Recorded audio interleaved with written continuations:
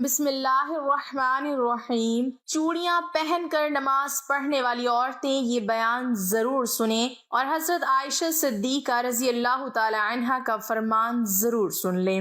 زیبائش اور سنگھار عورت کا بنیادی اور فطری حق ہے جو کہ بعض حالات میں اس پر واجب بھی ہو جاتا ہے۔ بہرحال بننا، سنورنا، میک اپ کرنا عورت کی فطرت کے عین مطابق ہے، لیکن موجودہ زمانے میں نت نئے فیشن اور مقابلہ حسن کی دوڑ نے عورت کو بناؤ سنگھار کے معاملے میں حدود سے آگے نکال دیا ہے۔ اسلام عورت کے بناؤ سنگھار کا قطعی مخالف نہیں ہے، لیکن وہ عورت کو شو پیس بننے یا بنانے سے روکتا ہے اور یہ قید لگاتا ہے کہ اس کا بناؤ سنگھار دنیا کو دکھانے اور شو پیس بننے کے بجائے صرف ایک ہی مرد کے لیے ہو اور اس بناؤ سنگھار کو اس کے محارم ہی دیکھ سکیں اور وہ بھی مکمل آداب کے ساتھ دیکھیں۔ رسول اکرم صلی اللہ علیہ وسلم کا ارشاد ہے کہ جو عورت خوشبو لگا کر باہر نکلے اور اس کا گزر لوگوں کے پاس سے ہو اور وہ اس کی خوشبو محسوس کر لیں تو یہ عورت بدکار عورت کی طرح ہوگی۔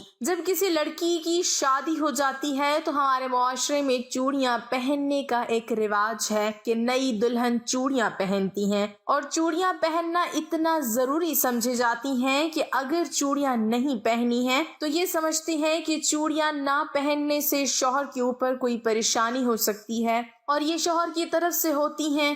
شوہر جن کے ہوتے ہیں وہ چوڑیاں پہنتی ہیں، جن کے شوہر نہیں ہے یا کسی شوہر کا انتقال ہو گیا تو پھر وہ عورتیں چوڑیاں نہیں پہنتی ہیں۔ تو چوڑیاں پہننا کتنا ضروری ہے، پہننا چاہیے یا نہیں پہننا چاہیے، آج کی اس ویڈیو میں ہم آپ کو بتائیں گے۔ چوڑیاں عورتوں کا ایک فیشن ہے، یعنی کہ عورتیں چوڑیاں پہنتی ہیں اس بنیاد پر کہ وہ ایک فیشن ہے اور یہ فیشن خصوصی طور پہ شوہر کے لیے کیا جاتا ہے۔ ویسے تو ہر سنگھار شوہر کے لیے ہوتا ہے، یہ ہر عورت جانتی ہے۔ ہر عورت یہ کہہ رہی ہوتی ہے کہ ہم اپنے شوہر کے لیے میک اپ کر رہے ہیں، لیکن ایسا ہوتا نہیں ہے۔ اگر واقعی کوئی عورت اپنے شوہر کے لیے میک اپ کرتی ہے تو پھر وہ اسپیشل رات کے لیے تیار ہو، رات کو میک اپ کر کے سوئے، کیونکہ رات میں ہی اس کا شوہر گھر ہوتا ہے، تو پھر اس میں کوئی گناہ بھی نہیں ہے۔ اور جو عورتیں شوہر کے لیے میک اپ کر رہی ہیں تو وہ جائز ہے اور اس میں اس عورت کو ثواب بھی ملے گا۔ اور اگر کوئی عورت اس نیت سے میک اپ کر رہی ہے کہ ہم گھر سے باہر جا رہے ہیں، لوگ ہمیں دیکھیں گے، تو یہ بہت بڑا گناہ ہے۔ اور اگر عورتیں یہ سوچتی ہیں کہ اگر ہم باہر بغیر میک اپ کے جائیں گے تو ہمارے شوہر پہ ہی الزام آئے گا کہ ان کا شوہر ان کو کپڑے اچھے نہیں دلاتا ہے، تو اپنے شوہر کی عزت کے لیے اچھے کپڑے پہن کر میک اپ کر کے جانا بہت اچھی بات ہے، لیکن آپ خیال رہے کہ نامحرم آپ کو نہ دیکھ پائے۔ آپ کے جو محرم لوگ ہیں وہ آپ کو دیکھ سکتے ہیں۔ اور اسی طرح چوڑیاں بھی شوہر کے لیے عورتیں پہنتی ہیں جب تک شوہر حیات رہتا ہے۔ اگر کسی شوہر کا انتقال ہو جاتا ہے تو پھر عورت اپنی چوڑیوں کو نکال دیتی ہے۔ صرف چوڑیاں نہیں بلکہ سارا ہی میک اپ شوہر کے لیے ہوتا ہے، اور یہ ظاہر سی بات ہے کہ یہ ایک رواج ہے، یہ قرآن حدیث یا شریعت میں نہیں ہے۔ اب اگر کوئی عورت شادی شدہ ہے، اس نے چوڑی نہیں پہنی تو اس کی نماز نہیں ہوگی۔ اس سے نماز کا چوڑیوں سے کوئی تعلق نہیں ہے۔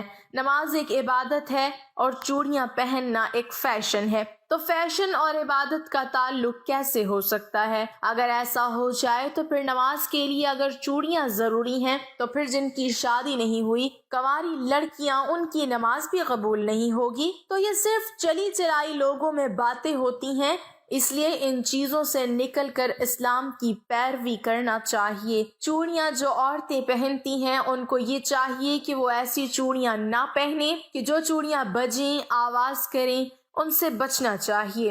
عورت کے لیے زیورات پہننا جائز ہے اور ان زیورات میں نماز ادا کرنا بھی جائز ہے۔ البتہ نامحرموں سے پردہ کا اہتمام نماز اور نماز کے علاوہ دونوں صورتوں میں ہونا ضروری ہے، لہٰذا اس صورت میں عورت چوڑیاں پہن کر نماز پڑھے اور اس سے آواز پیدا ہو جائے یا کبھی وہ آواز غیر محرم تک اتفاقی طور پر پہنچ جائے تو اس سے عورت کی نماز خراب نہیں ہوگی۔ حضرت عائشہ صدیقہ رضی اللہ تعالی عنہا عورتوں کے بغیر زیور نماز پڑھنے کو ناپسند فرماتی اور فرمایا کرتی اگر اور کچھ نہ ہو تو ایک ڈورا ہی گلے میں لٹکا لے۔ حضور صلی اللہ علیہ وسلم فرماتے ہیں انگوٹھی صرف چاندی ہی کی پہنی جا سکتی ہے، دوسری دھات کی انگوٹھی پہننا حرام ہے، مثلا لوہا، پیتل، تانبا، جست وغیرہ۔ ان دھاتوں کی انگوٹھیاں مرد و عورت دونوں کے لیے ناجائز ہیں۔ فرق اتنا ہے کہ عورت سونا بھی پہن سکتی ہے اور مرد نہیں پہن سکتا۔ حدیث میں ہے کہ ایک شخص حضور صلی اللہ علیہ وسلم کی خدمت میں پیتل کی انگوٹھی پہن کر حاضر ہوئے۔ فرمایا کیا بات ہے کہ تم سے بت کی بو آتی ہے؟ انہوں نے وہ انگوٹھی پھینک دی۔ پھر دوسرے دن لوہے کی انگوٹھی پہن کر حاضر ہوئے۔ فرمایا کیا بات ہے کہ تم پر جہنمیوں کا زیور دیکھتا ہوں؟ انہوں نے اس کو بھی اتار دیا اور عرض کی یا رسول اللہ صلی اللہ علیہ وآلہ وسلم کس چیز کی انگوٹھی بناؤں؟ فرمایا کہ چاندی کی اور اس کو ایک مسکال پورا نہ کرنا۔ احادیث کی روح سے چاندی کی انگوٹھی مردوں کے لیے حلال ہے اور سونے، لوہے اور پیتل کی انگوٹھی ان پر حرام ہے۔ سیدی اعلیٰ حضرت رحمت اللہ علیہ ارشاد فرماتے ہیں ہاتھ خواہ پاؤں میں تانبے، سونے، چاندی، پیتل، لوہے کے چھلے یا کان میں بالی یا بندہ یا سونے خواہ تانبے، پیتل، لوہے کی انگوٹھی اگرچہ ایک تار کی ہو یا 4.5 ماشے چاندی یا کئی نگ کی انگوٹھی یا کئی انگوٹھیاں اگرچہ سب مل کر ایک ہی ماشا کیوں نہ ہو، یہ سب چیزیں مردوں کو حرام و ناجائز ہیں۔ مردانہ طرز کی انگوٹھی عورت کو پہننا جائز نہیں ہے کہ مردوں سے مشابہت ہے، اور مردوں سے مشابہت اختیار کرنے والی عورتوں کے متعلق بخاری شریف میں ہے رسول اللہ صلی اللہ علیہ وسلم نے عورتوں کے ساتھ مشابہت کرنے والے مردوں اور مردوں کے ساتھ مشابہت اختیار کرنے والی عورتوں پر لعنت فرمائی ہے۔ ہم امید کرتے ہیں کہ آپ کو اس بات کی سمجھ آ گئی ہوگی کہ زیورات میں مردوں اور عورتوں کے لیے کیا جائز ہے اور کیا ناجائز ہے، اسی لیے ہر وہ چیز استعمال کریں جو آپ کے لیے بہتر ہے اور جس کی دین اسلام ہمیں اجازت دیتا ہے۔ دعا ہے کہ اللہ پاک ہمیں دین کی مکمل سمجھ نصیب فرمائے اور ہمیں نیکوکاروں میں شامل کرے، آمین۔ ناظرین کمنٹ باکس میں اللہ تعالیٰ کے 99 ناموں میں سے ایک نام ضرور ٹائپ کریں۔